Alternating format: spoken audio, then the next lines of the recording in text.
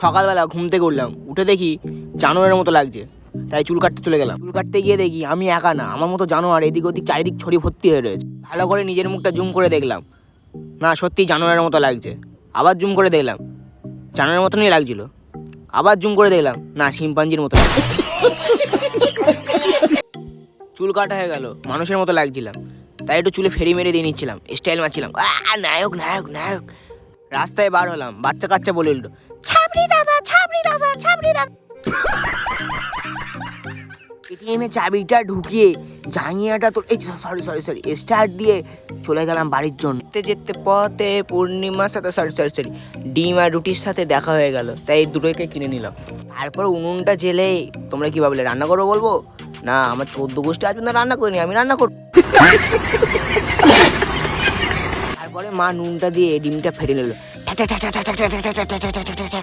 তারপর কড়াতে যে ডিমটা পড়লো, আমাদের দুই জানোয়ারের অবস্থা। আমাদের ভিখারিদের কিছু খেতে দাও, আমাদের ভিখারিদের কিছু খেতে দাও, সকাল হয়ে গেছে, হাতের বাচ্চা নাকি খেতে দাও,